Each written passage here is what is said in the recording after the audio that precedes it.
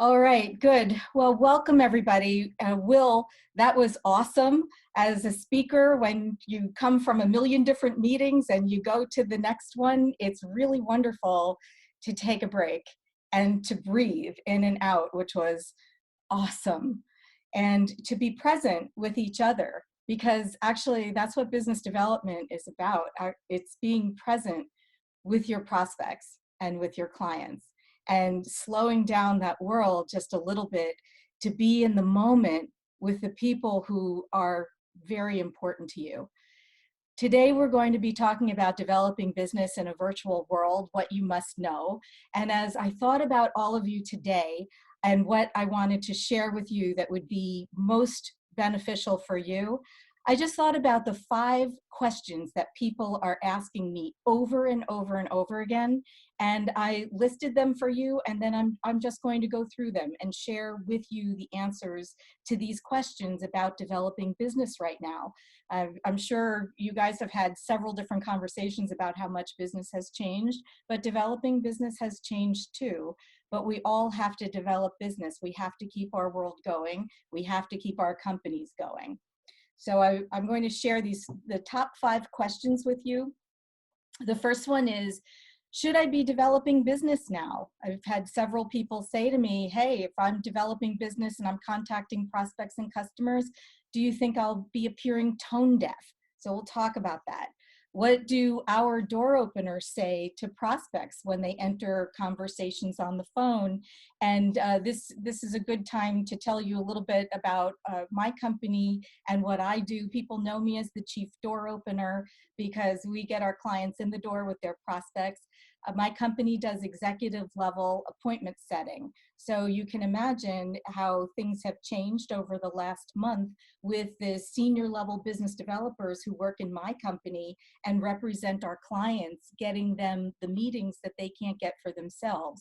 So what I'm bringing to you today is the information from them that's working across industries in engaging prospects and having them talk to you, because business really does have to go on.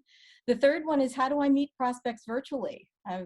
Things have changed. So how are you going to meet these people virtually? Conferences, trade shows, and in-person meetings, networking meetings are not an option for you right now. And I don't really see that happening through the spring, and maybe not the summer either. But that doesn't mean business development has to end. It just means it has to be done a little differently, and we'll talk about that. And then finally, people are asking me if they should create a special offer right now to create urgency. We'll discuss that as well. All right, so should I be developing business right now? The answer is yes, but you need to do it differently. So here's what our door openers are hearing out there and bring back to me to share with you. People are working. I mean, there was maybe a week and a half ago that adjustment period with people who were adjusting from an in-office environment to a virtual environment. Most of that has quieted down at this point, and people are working. They're just working from home. You have to remember they have a lot of distractions now. They might be homeschooling. They might be taking care of elderly or sick parents.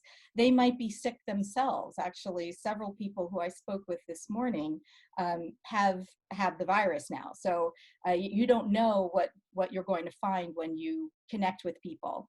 And people are craving human connection right now. They really are. They normally are in offices and in-person meetings all day long, and they are craving connections. But you must do this with empathy and to slow down a little bit and ask them what's happening in their worlds. And I'm going to share with you some of the exact phrasing that our door openers are using as they enter these conversations. What we're finding also is that our live conversation rate has spiked because people are picking up the phones. You have to remember their busy schedules from the office and all the meetings they were having. They're not happening right now. They're having some meetings, they're different meetings, but not all the busyness that they used to have.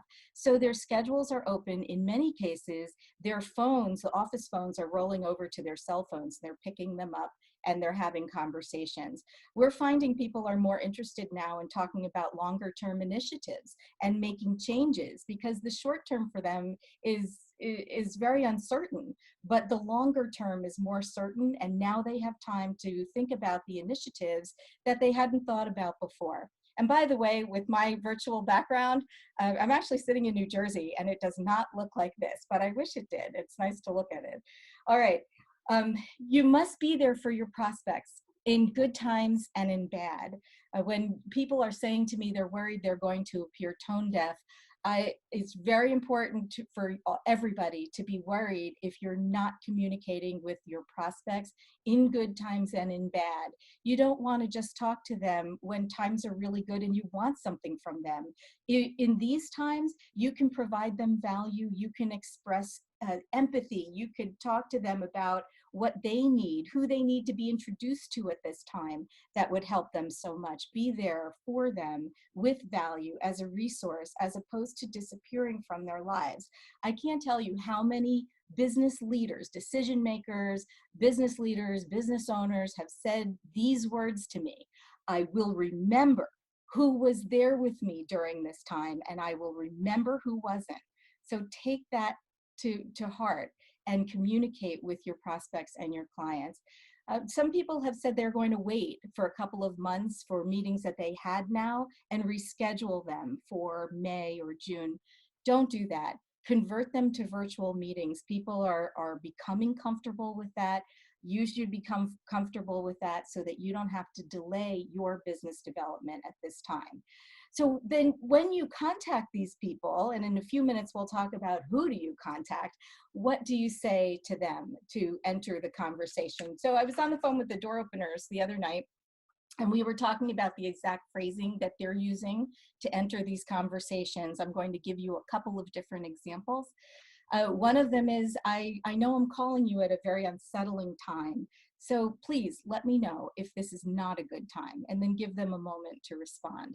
Other of our door openers are saying, I'm hoping that I'm a positive distraction with everything that's going on in the world.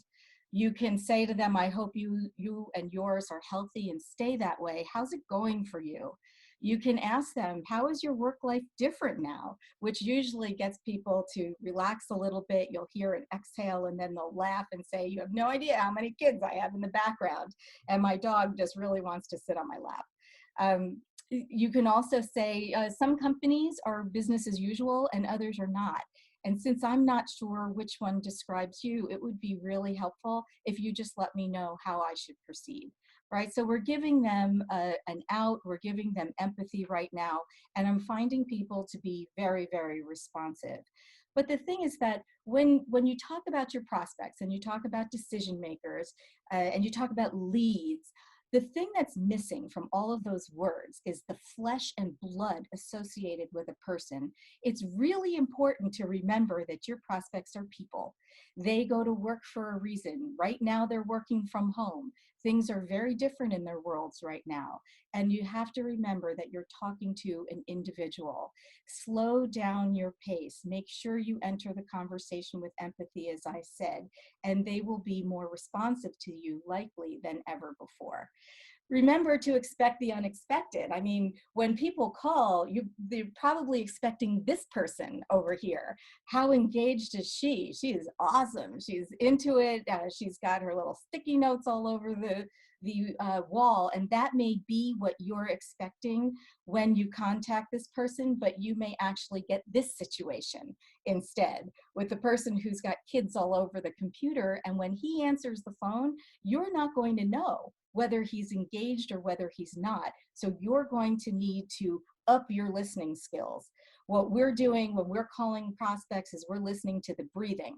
We're listening to the cadence and the pace of their speech to find out what is going on for them, and slow down a bit. Say to them, sounds like you got your hands full right now, and then let them talk. And if you need to get into the conversation differently or suggest that you could call them back in an hour, give them that out as well at this point in time.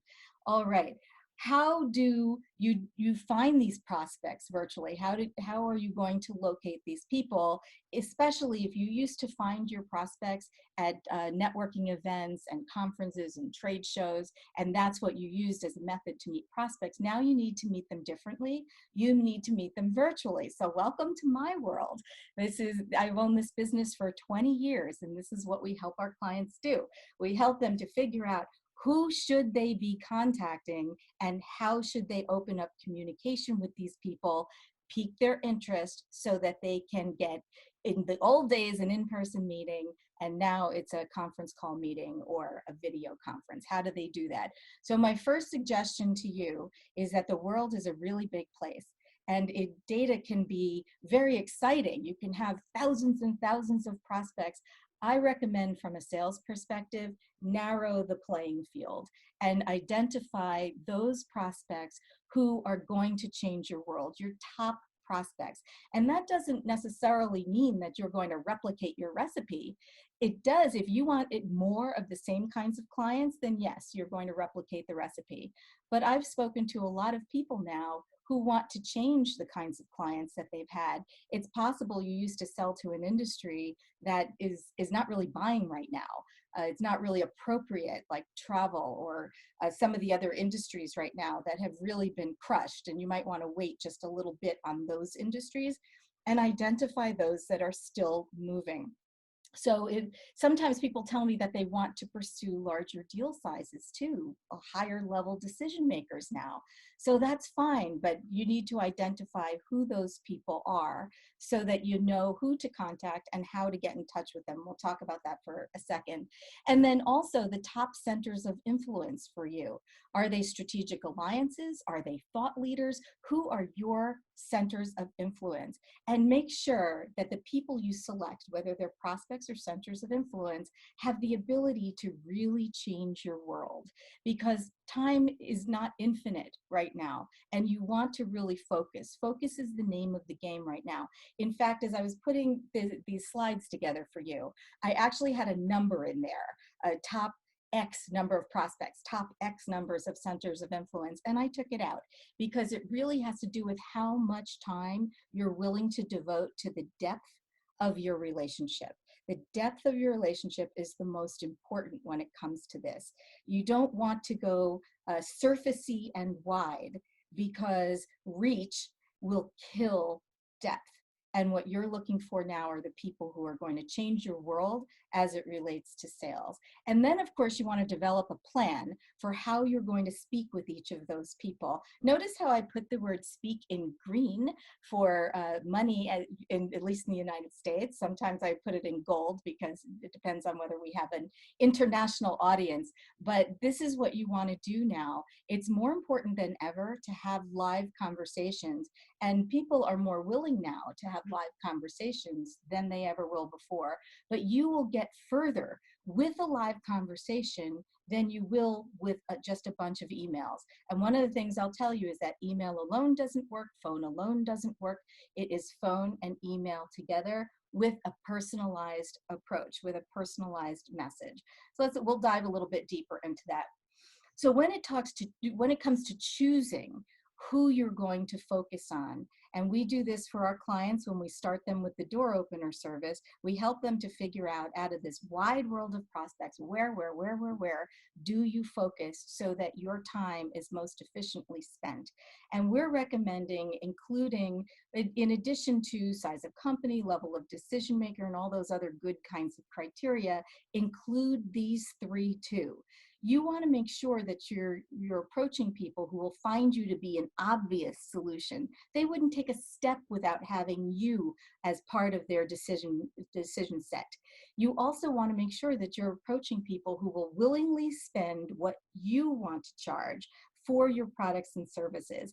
It's rare that the low price provider hits my doorstep. Usually people who come to us want to sell on value. And if you want to sell on value, there could be a certain section of the population who will never spend what you want to charge for your services. Well, if you can research and find out who those people are and put them on your B list or your C list, you will be spending your time that much more efficiently. And finally, urgency. why would they feel urgency around having a conversation with you and possibly moving forward for you with you? And I'll give you an example. I was talking with somebody just the other day, perhaps you know her, she might even be on the call, Marissa Levin, and she was talking about her GRACE method, which is all about culture. And as we talked about how important it is for companies to focus on culture now, I suggested to her that she may want to include in her messaging something about virtual culture, because companies are now switching from in-person culture to a virtual culture, and they may not know how to do that. So her method very much applies. She doesn't have to change anything about it. She just has to change what she says in order to talk to those people who are going to feel more urgency around moving forward. So that gives you an example, real life example, just happened the other day. Okay. So how do you find these prospects virtually? Well, LinkedIn introductions, you can always ask for one of those, but be careful. Just because someone is connected to someone does not mean that they respect each other or that they know each other. So you want to make sure and contact the person who you're asking to do the introducing. How well do they know this person, and make sure that that's going to be a good reflection for you. Here's one most people don't think about, is ask the clients. If you want more of the same clients, then ask your current clients to introduce you to the person or people who replaced them at their last job, right? So that's a very easy way to get more of the same, and it's a warmer introduction. You can ask your centers of influence for an introduction, but you're going to want to do that sparingly. If you are asking for something, be prepared to give something in return. It's always good to give something before you get something. Your no-go prospects from the last 2 years, these are people who received proposals from you, but they didn't move forward. They might have just even asked for an inquiry, but they didn't move forward. Well, if you haven't been in touch with them, it's time to get in touch with them now. They liked you enough to ask you for a proposal, and you have no idea how that work or relationship worked out, if they chose to work with someone else, or a lot of times they just don't choose to move forward. It may be time to revisit that, and those are warmer conversations. Virtual networking groups, well, they're kind of popping up all over the place. I was just invited to one that's 4 people at a time. That's good, but be choosy, right? Be choosy. If the 4 people are selling to the same group of prospects that you want to sell to, probably a good place for you to spend your time. But I'm putting here, remember the one-on-ones. And this is true when we used to go to in-person networking groups too. It's not just about showing up. It's about creating more depth in a relationship with another person. So I'm recommending, after you have, let's say it's 4 people and you know one, you're meeting 3, schedule one-on-one video conferences with the other 3 people and get to know them a little better. Ask them, what do you need? How can I be of help to you? Who do you want to meet? And then they will likely ask you for the same. Without those one-on-ones, those networking things can often be a waste of time.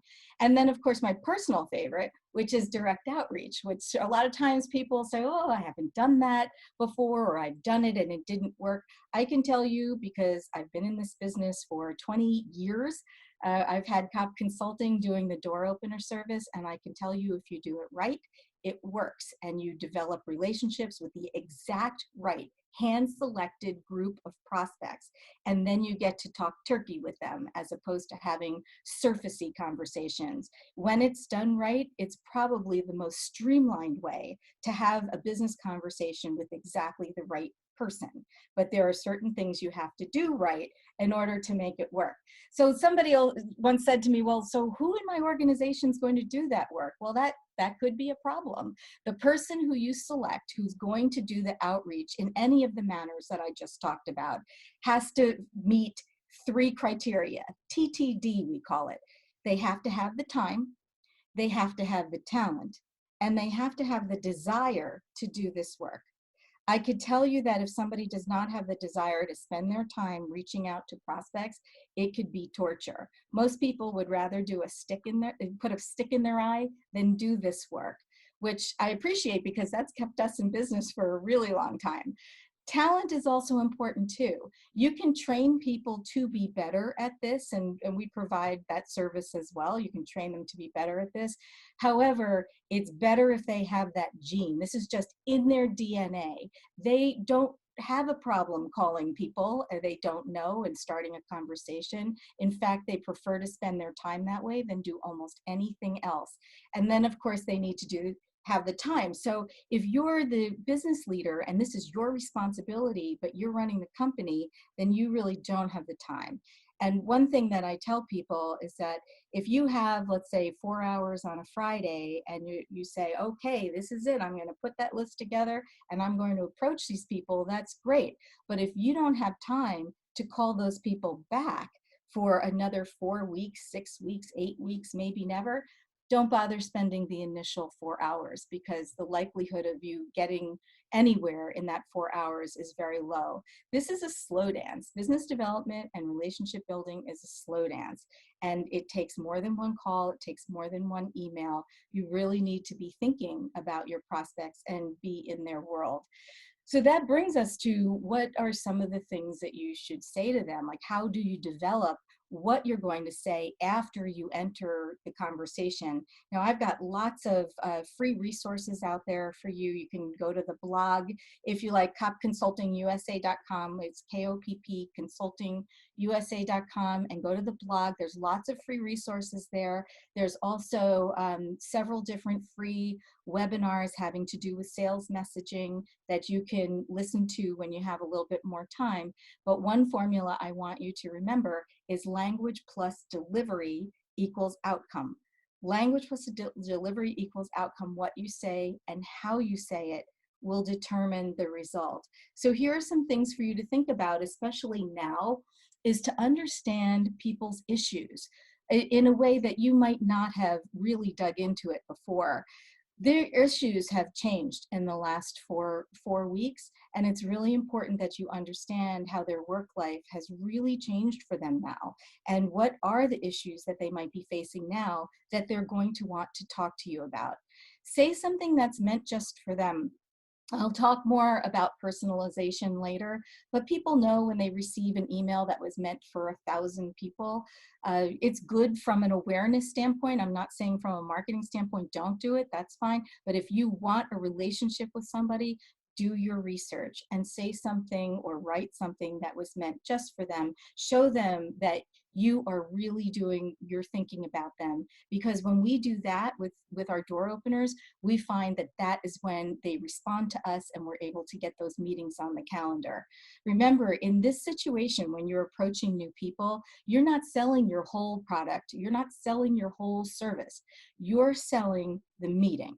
You just want to get the date and time to have that initial conversation with them. Don't try to sell the whole thing in this moment.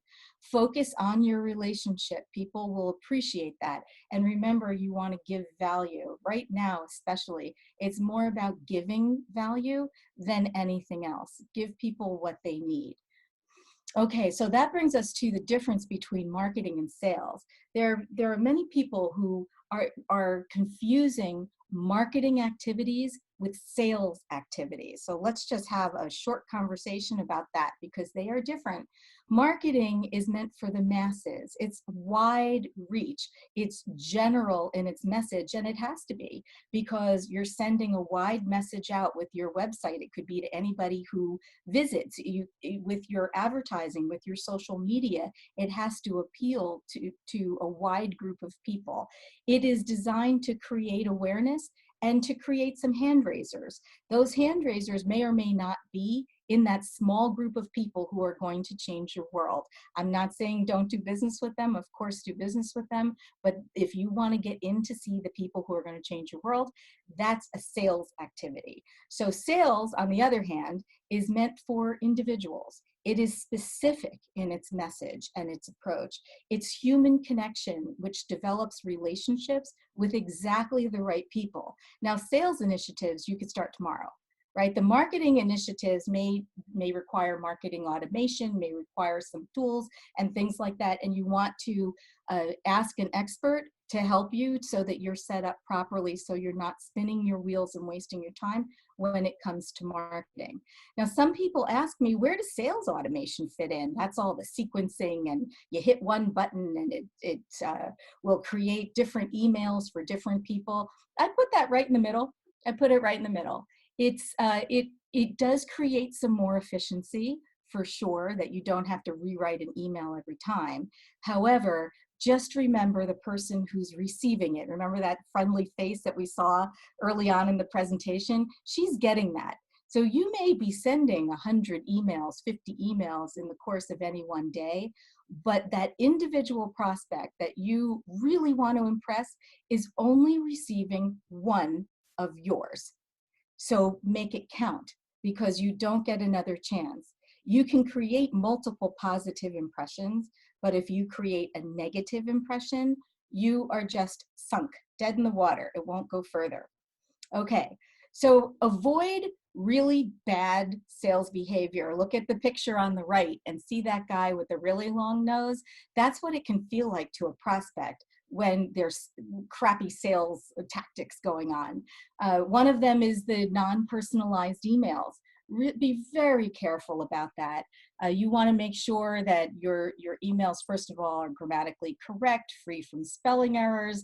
If you're sending it to a company, you want to make sure that that company is referenced and not another one. If you're cutting and pasting, that you could get into a lot of trouble. That's where you need to go very slowly and make sure that you are sending the right things to the right people, so that when they receive that one of yours, they take a look at it and say, I really want to have a conversation with this person. This person's done a lot of thinking about me. And that brings us to the voicemail. I love to save crappy voicemails because I play them in my seminars. So if you are a salesperson and you're going to call me as the leader of my company, just know that I may save yours and play it to 3,000 people next time we're all having these in-person conferences. So make sure that your voicemail sound good. That's language plus delivery equals outcome. That it's very fixable to be able to leave yourself a voicemail, pick it up and hear how you sound, pretend you are your prospect. What would you think of your voicemail? Would you give you a meeting? And if the answer to that is no, then it's time to practice. You want to practice so much that it doesn't sound rehearsed. You want it to be very conversational. A couple days ago on LinkedIn, I posted an article about the 6-sentence voicemail. And I think today there was something on LinkedIn about when the prospects answer the phone live, how do you enter that conversation? We're going to want to enter with empathy, because if you enter without empathy, that is bad sales behavior. And also the LinkedIn outreach. This happened to me the other day. I really didn't like it. I had somebody who was reaching out to me on LinkedIn, and I really thought it was that person writing to me. So I guess the first maybe 2 reach outs were well written because I thought this person was writing to me, not that this person had outsourced the LinkedIn to somebody else. But then I got an email that was clearly not written by that person. It was clearly written by somebody. It was very general in nature. It had nothing to do with what I had replied to the LinkedIn outreach. And then I felt duped.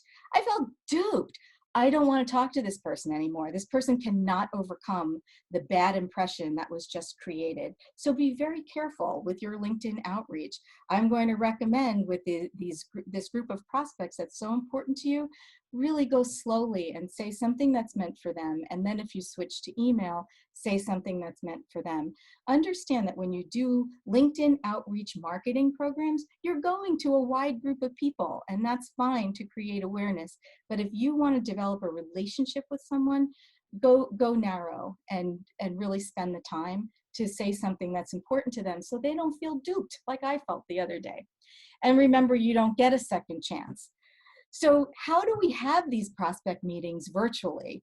So I put a big X over this. This kind of situation is not going to happen anytime soon. So we have to be prepared to have these virtually. I have just a couple of quick thoughts for you on pre-meeting, during meeting, and post-meeting to share. Some of this comes from the webinar I did the other day, but it's only small pieces of it. So before the pre-meeting, what you want to do is, if you have a new meeting, you want a new access code. If you have back-to-back meetings throughout the day, you may be in the heat of one conversation when your most important prospect tunes in on the exact same access code. Do you want that person to hear everything that's being discussed if that person enters just a little bit early? So probably not. My recommendation is a new meeting, new access code, especially where it relates to prospects. If you join early and you're getting your things together, just remember you could be seen and heard. We had a situation where somebody entered early, went and made a phone call and didn't realize that everybody could hear as they were entering the meeting this other conversation that was going on. She even went to the bathroom and flushed the toilet. Everybody could hear that. Nobody wants to hear that. So if you enter early, just remember you can be seen and heard. Have your documents ready to share ahead of time. It really steals time from your meeting if you're going into your email, into your documents to find things to show to people, and you may end up opening up things that you don't want them to see. So have them ready to share. I was on a conference call one time with a fractional CFO, and we were talking about something. He went to go show me something, and in the process of doing that, he was showing me somebody else's financials. Probably not a good idea. So have your documents ready to share. Turn off your on-screen pop-up displays. That's those email tracking that will pop up on screen. You may not remember to turn that off, but unless you want the person who you most want to impress to see all of your pop-up, like sale at Bloomingdale's, of course, unless it's a really good sale, you don't want that. So just remember to turn those things off. This is during the meeting. Arrive 5 minutes early and make sure you're completely prepared. That way, you might even want to employ some of the tactics that Will was talking about. Just center yourself and get into the life of this prospect, because the only thing that matters in that moment is the prospect and the conversation that you're having. Be ready for what I call the accordion meeting. So this is if you have a 30-minute meeting and some people enter late and other people have a technical difficulty, it could steal 6 to 12 minutes from a meeting. Well, losing 6 to 12 minutes from a 30-minute meeting is very painful, because remember, 25 minutes into that 30-minute meeting, you're going to want to start closing up for next steps and setting a date and time, right? But you don't want to get to the 30-minute mark without having your date and time, because then they may have to go to a different meeting and you may not get it. And one of the most important things from any meeting is to set a date and time for the next meeting, right? Even if a full meeting as a next step is not quite appropriate, I recommend getting a 10-minute check-in call on the calendar just to keep things moving. In order to do that, you need to stop the conversation 25 minutes in when it's a 30-minute meeting and close up for next steps and get that date and time. That means you're going to need to have your meeting be an accordion, because if you have 30 minutes of content and you have to put it in 15 minutes of time, how are you going to do that? You have to be ready for the accordion. Sometimes people will pop on the meeting and say, you know what, I thought I was going to be able to do this, but my boss just called me and I have to do something else. Well, what are you going to do in that split second when you have a minute and a half? You don't want to talk as fast as you can. You want to say, no problem, let's set a date and time and have this conversation then, okay? Even if someone says they have 5 minutes or just 10 minutes, get the date and time first, and then you can hit maybe 1 or 2 points, or that's it. Have some information to share or questions you want to ask while you're waiting for other people to join. I mean, my virtual background has been causing a lot of conversation that fills time while we wait for people to join. So we're having some fun with that. Make sure you do introductions with roles. Who does what? Make sure you know who does what, or you might be a little surprised. Remind everybody why they're there, which brings us to the conversation funnel. So this funnel is not a marketing funnel, it's not a sales funnel, it's a funnel for an individual conversation. You can see it wide up at the top, and at the bottom there's an arrow and says next step, date and time. You want that next step, date and time, right? But when people first get on the phone, you don't know where they are in their mindset. Look at this woman, she's had a bad day. She's got her head in her hands and just hasn't been that good. And this woman is our woman from before. She's having a banner day. She's outside, she's walking around, but neither one of them are in the conversation funnel. What you say when they first enter needs to put them in the conversation funnel. Remind them why they're there. Talk about when we left off in our last conversation, you wanted to learn X, Y, and Z. Talk to me about what's changed since we had that conversation. And you want to say something if you're hearing that the person who has their head in the hands, if it's on the phone, you're going to listen to the breathing. You're going to listen to the cadence of her voice and the patterns of her speech. And you might need to say something that will get her out of the mood that she's in and have her ready to hear from you. This date and time thing is so important. I'm going to show you a picture of it in a second. I want to show you a visual because what's really important about these virtual meetings is making sure that your visuals help you visually, right? They shouldn't be a crutch. They should aid you visually. So you're going to want to have just a few words on the chart. This chart is very busy. So they either have to listen to you or look at the chart, but they can't do both. Clear the chart visually. If you have something that's very busy like this, tell them what's on the x-axis, tell them what's on the y-axis, and then tell them here are the 3 things you need to take away from this and make it easy for them. Be ready to pivot if your tech fails, right? So I had a chart to show and I'll send it afterwards, but here's what I wanted you to take away from it is the way to do that.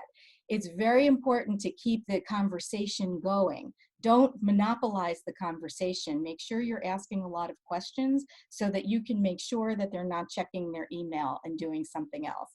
This is the staircase in one of my clients' office. His sales team sits at the top. And when I was there one time, I said, boy, wouldn't it be great if you had next step, date, and time on the stairs to remind them every time they go to their seats. And 2 days later, he sent me this picture. And then this is his office window where he keeps that too. They live next step, date, and time. It is the single easiest way to shorten your sales cycle. At the end of a virtual meeting, make sure you leave the meeting technologically, right? You want to go to the bottom right and leave meeting. You want to close out every single window because if you don't, people can hear you. One time I was on the phone with my accountant's bookkeeper who was doing some bookkeeping work for us. And I was on vacation. We were doing a screen share and he didn't click out of the meeting at that time. So I saw him open up an email and he started writing an email to the managing partner who is my accountant and he's telling him what a pain in the neck I am. And I got to read that because he forgot to leave the meeting. So make sure that you leave the meeting at the end and close every window associated with your technology having to do with video or screen share. Then you're going to send a calendar invite because remember you got a date and time, you need to send a calendar invite. You want to make sure that calendar invite is accepted within 48 hours of finishing that meeting. And if it's not, you can contact the prospect and ask them to just go in and hit accept on the calendar invite. Or if that person has an assistant, call the assistant and ask them to hit accept. If the meeting is accepted, it is much more likely to happen. If it's not accepted, crapshoot. You don't know. You'll show up, you'll prepare. What a waste of time that is. Make sure it's accepted. You're going to write a thank you note immediately following or within 24 hours. You're going to thank them. You're going to execute all follow-up and then the calendar invite, of course. And then you're going to log everything in your CRM and set a task so that you never forget what your follow-up promises have been. If you aren't using a CRM, that's okay. I recommend that you do, but if you're not, then you can calendar this. But what you shouldn't do is just write it somewhere and stick it in a pile because the chances of that happening are pretty low. Okay, you don't have to bother reading this email because your prospects aren't going to either. So don't write anything that's this long. If they get an email like this, people are like, oh, I'll save this for later, but later may never come. So make it easy on your prospects. You can even put your ask in the very first sentence. If you want a meeting, ask for one. If you want a video, ask for one. Ask for what you want. Make it very clear to them and then make it easy to accept. If you don't use a calendaring function, then just put it in the bottom. Here are 3 dates that work for me. Pick the one that works for you. Make it very, very simple. Some people ask me if they should create a special offer now to create urgency. And one of the things that I think is really important that everybody should take away is that right now is all about value and relationship. We don't want to appear salesy. This is not the time to appear salesy. So if the offer is valuable and helpful, then yes, that's fine. If it's easy for them to move forward, if it addresses something that's just so perfect for them and you explain why you're doing it with authenticity, then yes. Otherwise, I would say for right now, lead with value. People really appreciate this and they are going to remember the people who were there for them. Sometimes you just need a different approach. Here's a little mouse hanging above that cheese. That's true in many different sales situations, but especially right now. This is a different approach. It's maybe a different approach than you've ever done before. I promise you it works. I wouldn't be in business as long if it didn't. And if you're not sure how to do it, I'm here to help, right? So you can feel free to call me, write me, ask me questions. Not just today at the end with our Q&A, but feel free to reach out to me through the website, through my email, and I will answer your questions. I am here to help. There are lots of resources available for you. A lot of times people say to me, when should I give up on a prospect? They'll say, oh, I call 2 times or 3 times, or I'll leave I'll send them 1 email or 2 emails, and then if they don't answer me by a certain time period, then I just kind of put them to the side and I focus on new prospects. I recommend do the qualifying of your prospects when you're selecting them in the first place. Don't bother reaching out to them and spending your time and wasting theirs if they're not really the best kinds of prospects for you. Focus on the health and depth of your relationships and the money will follow. One of my favorite quotes, and people have probably heard me say this before, by Dan Kennedy, or the late Dan Kennedy, is the difference between garbage and salad is timing. They might not be ready right now. That's okay, because they might be ready in 3 months or in 6 months or next year. Relationships are not about 3 months. Relationships are about pipeline and the lifetime value of a new client or a center of influence for you. So don't just hang in there, because I promise you your competition won't. So I have one final challenge question for you, which is how will you meet new potential clients in this now virtual world? Out of all the things we talked about today, what is your #1 action step you're going to do as a result of what you learned today? What's really important is that you don't just listen to everything I said and then not do anything with it. You need to spur into action, but it's strategic and purposeful and deliberate action. What is your #1 action step? And here's how you can get in touch with me through the website, and I will answer you. You can link in with me, follow me on Twitter. But right now, I will turn it over to Jeff and find out if anybody has any questions. Yeah, Caryn, the very significant question, a question I think a lot of people have or have had. What do you do when you've engaged with a prospect, you've spoken to them, they've sent a proposal, and you get dead air? They're not responding at all now. Yeah, well, and that could be happening right now. I mean, the first thing is to think about, why did that happen, right? Because it may be something, first of all, it could be just the times we're living in right now. They could be sick. They could have a family member that's sick. So you have no idea what's happening on their side that caused them not to respond to you. But take a look at all the communication that led up to that silence. And think about this from your prospect's point of view. If you were that person, was there anything that occurred within that communication that would have stopped you from responding? And I'll give you a couple of examples. You know, like I put up that email, which was, you know, a nightmare email that somebody would say, oh, I'll wait and read that over the weekend, or I'll wait till I have time, and then they never have time, right? So sometimes you send a proposal. How easy or difficult was it to absorb that proposal? So one of the things I recommend people ask when they're asked for a proposal is to say to your prospect, well, if you're going to get multiple proposals, how will you choose? What do you need to see in there to make it easy for you to go through that? Because if they have, let's say, 4 or 5 different proposals and they all look different, they can't evaluate them, they're just going to put them off to the side until they have time. So make yours very, very simple. Sometimes people send an email and it doesn't really say anything. Like, you don't ask a question, you don't confirm a next step, you just kind of give a bunch of information. But what did you really expect your prospect to do with that? And that could be why you have silence. So a couple of ideas, once you've analyzed that and you've identified now you didn't do anything that would have led to the silence, everything was good, but you're still experiencing silence, you can ask your prospect, why the silence? We were supposed to regroup on this. I know you told me that you wanted to get moving on this within a month or so.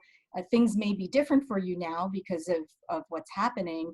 Why the silence? What would you like to do as a next step? Here are 3 dates that work for me. Pick the one that works for you for a 10-minute check-in call. Right. One of the things that I'm also recommending now, especially with conference calls and video conference, is that when you get the conference line, or when somebody agrees to that, ask them for their cell phone number in case the tech fails. Because first of all, that gives you their cell phone number in case the tech fails, but it also gives you the ability and the permission to text them and ask them for 10 minutes, which people usually will give you, and then you can ask them questions like that. One that we've used, Jeff, with a lot of success over the years, I stumbled on it just out of concern for one of my prospects years ago, is, are you okay? And you can only use it once. Use it, put it in the subject line, are you okay? And then in the body of the email, you can say, it's not a problem if you're not ready to talk about work right now, but I haven't heard from you and I'm just hoping you're okay. Please let me know you're okay. That usually gets a response within 24 hours. And the response is typically, oh, I'm sorry, I've been swamped. Yeah, that makes sense. I don't know if you addressed this, but do you now recommend the tools, instead of sending a attachment, that you're using a proposal system or something that you can see what they've looked at when? Yeah, it's a good idea. You can do that.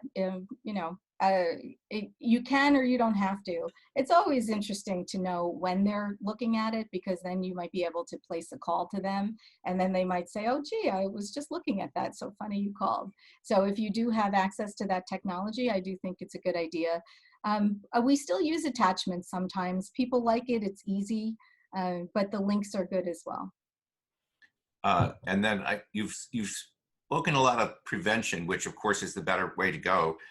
But if you screwed up in some way, and I don't mean you screwed up like you've had a bad technology problem or a bad message, but you just forgot a step. Like, we had a meeting and we did not set a next meeting. How do you recover from that? Well, you're going to have to ask for a next meeting, and that could take a while, which is why I tell people to ask for the next meeting when you're on the first one, because it could take a while to get somebody back on to agree to a next meeting. But yeah, then you have to either call them, you can email them. But one thing you could do is, if you've asked for the cell phone number, if the technology fails, you can text them. And a lot of times, people are just so bombarded with emails these days. That's why phone is so valuable, so important.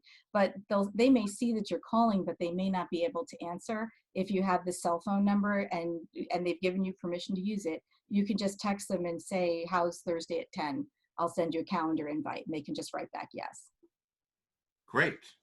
All right. Well, I think we are now out of time. I appreciate your sharing with us and all your good advice. We're publishing all these videos as soon as we can. So if anybody missed any part of it, they can go back and hear it. And they'll also get your contact information that way. Okay, perfect.